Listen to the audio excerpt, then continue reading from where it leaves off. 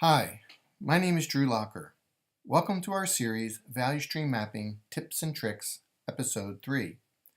In the second episode, we discussed current state mapping and provided tips for completing a map of the current state. In this episode, we will cover future state mapping. Well, actually just a portion. Future state mapping will be the topic of the next 3 episodes. We are dedicating such time because the real benefits of value stream mapping is in the development of the future state. It is also, from our experience, the biggest gap that we see in its use.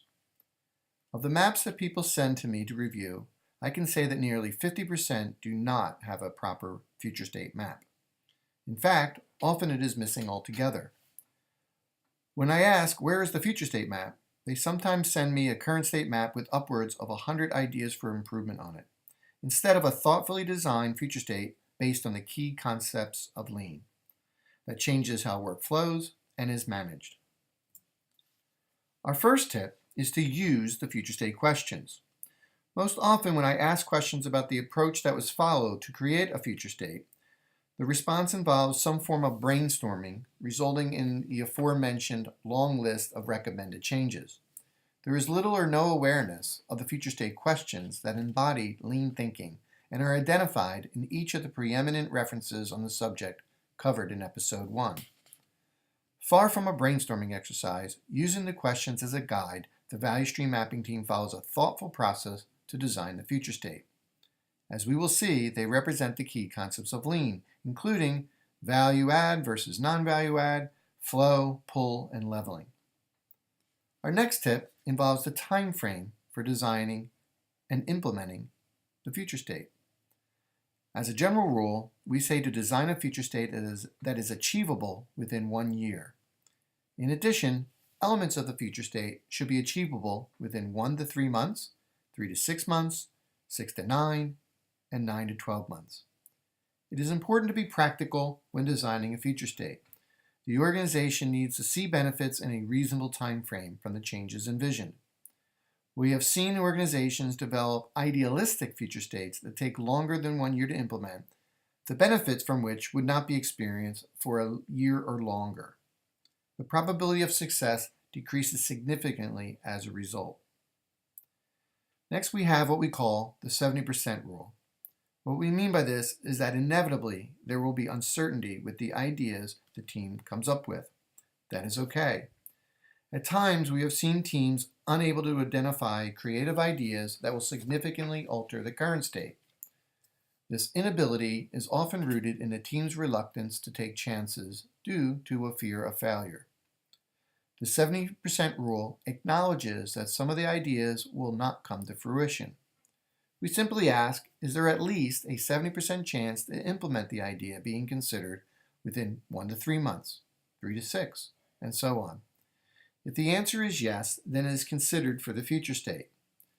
This approach has often proven effective to help the team deal with uncertainty that can impede the creative thinking required when designing the future state. Finally, it is imperative that the team always keeps in mind the objectives defined prior to the start of the value stream mapping exercise. Focus on those objectives must be maintained throughout the future state design process. It is not about addressing all of the waste in the current state. It is about meeting the defined business objectives that will provide significant benefits to the organization. The first set of future state questions comes from learning to see. They are applied to manufacturing value streams. The first 2 questions are, what is TAC time, and will we build finished goods inventory to shipping, or in other words, make to customer order, or to a supermarket, or make to stock? The answers to these questions will come from an understanding of the needs of the customer. TAC time is another term for demand rate. What is the future demand of the customer or customers? The future state design must surely be able to meet the expected demand. Again, I emphasize the future demand, typically looking about a year out. As whether the system will be designed to make to order or to make to stock, that will depend on the responsiveness customers demand. If customers want immediate or off-the-shelf service, then a make-to-stock system will be required. If customers can wait, perhaps a make-to-order approach can be taken, assuming adequate material flow can be provided. This leads to the next question: where can we use continuous flow? Flow is a key concept of lean. In manufacturing, we look to address impediments to flow and apply cellular concepts if possible. Where flow cannot be applied, the next best approach is to implement pull systems. Therefore, we ask the question: where do we have to use pull systems? This is usually the case with materials from suppliers, as well as other points within the value stream. Pull is another key concept of lean. The objective of the next question is to simplify the scheduling of the value stream.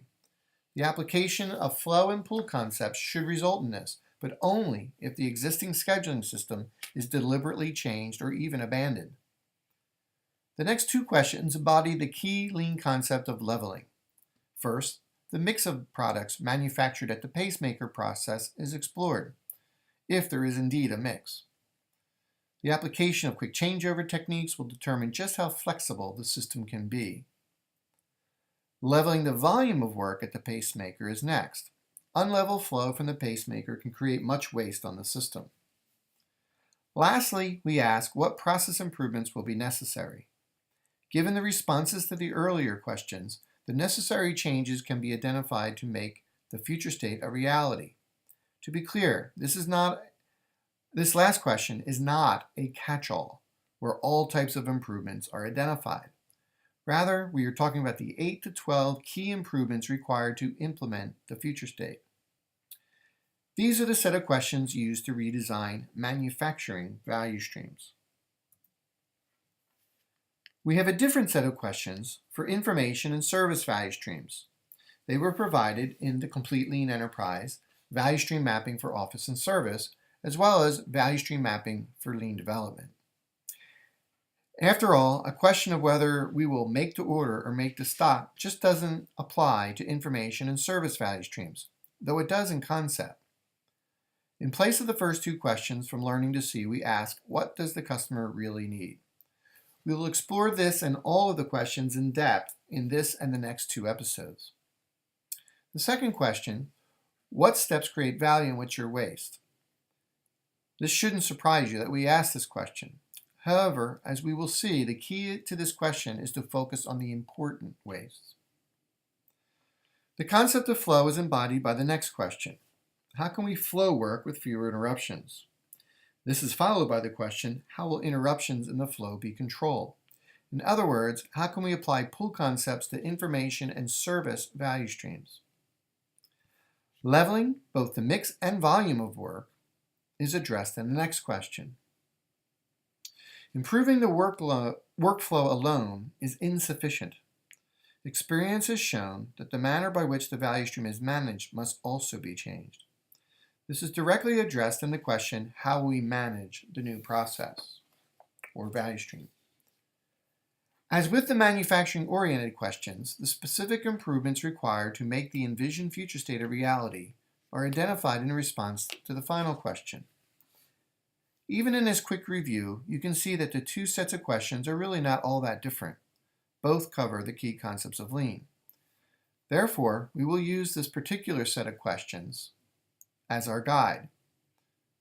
To be clear, the questions on this particular slide. For the remainder of this episode, we will explore in depth the first future state question, what does the customer really need? It is a multi-part question that tries to clearly define needs versus wants. A sub-question is to clearly define who needs the output of the value stream. This can be both internal and external customers. And what exactly do they need? Now you may be wondering why the need for such questions. The answer is, it is not always obvious for some information and service processes. At times, the current process is based on assumptions, which can be incorrect and create much waste. It should not surprise anyone that a sub-question involves when or how often, aspects of time. The future state must be designed to meet the lead time, response time, service level, however you want to call it, that the customer requires. Of course, this must be done while meeting the quality expectations of the customer. Another important sub-question is to clearly define the expected future demand. The volume of work the value stream is expected to produce must be considered. In practice, the answers to these questions should have been identified during the preparation activity prior to the start of the exercise. Without answers to these questions, how can a future state be designed? As has been said several times, it is not a waste war, but a deliberate and thoughtful design of a new system that will allow the organization to meet its objectives. We will now explore some of these questions in more depth. It has been our experience that quality issues abound throughout a value stream, particularly information and service value streams. It has been said that while overproduction is the mother of all waste in manufacturing value streams, the same can be said of correction waste in office and service value streams. In all cases, clear quality requirements must be defined at each stage of the value stream, and not just for the external customer or ultimate end user of the product or service. Similarly, clear time expectations at each stage of the value stream must also be defined so that the overall lead time meets the needs of the external customer. Teams often struggle with this because they lack certainty as to how to achieve the typically lessened lead time. A reminder that we are still in the first future state question helps here. Still to go are questions on waste and flow that will stimulate ideas. But for now, the team must first set intermittent goals for key stages of the value stream in order to challenge current thinking and spark creative ideas necessary to achieve the radical improvement targeted with the value stream mapping methodology. Continuing the topic of lead time, if the customer demands a lead time less than the value stream's ability to deliver, then other ideas must be considered. For example, let's say the customer requires a 3-day lead time and the value stream can only deliver in 5 days. The organization must somehow buffer and may need to keep inventory that the customer can pull from. Many but not all manufactured products can be stocked in order to provide the response time that the customer requires. This is called a supermarket. It is replenished based on a pull system, the actual demand of the customer rather than forecasted demand. Think of a real supermarket. Stock is replenished when customers pull from the shelves or if expiration dates are exceeded. Some services can be set up this way. Think self-service situations now commonly found in many service industries. Now, if flow of the product or service can be improved and replenishment lead time reduced to say 4 days in the example shown, the amount in the supermarket can be reduced while still meeting customer needs. We'll explore this in more depth when we cover the future state question relating to flow. But for now, the team simply needs to conceptualize the desired system and not establish the supermarket size or quantity. Another reason to have a buffer is due to demand variability. Let's say that the demand variation exceeds the flexibility and capacity that the organization currently has. Then it may have to carry inventory in order to meet customer needs. Such buffering can greatly simplify management of the value stream as it will not be subjective to demand variation. Of course, if the organization can free up capacity, in other words, create more capacity, then less inventory will need to be carried in the supermarket. Perhaps there is hidden capacity in the form of lengthy setup times or unplanned downtime. Such waste will be addressed in the second future state question. Continuing the subject of demand, a discussion of the future demand must take place. After all, there is no such thing as a system with infinite capacity. Does demand expect to change substantially in the future, say within the next year? If so, the future state must be designed with this in mind.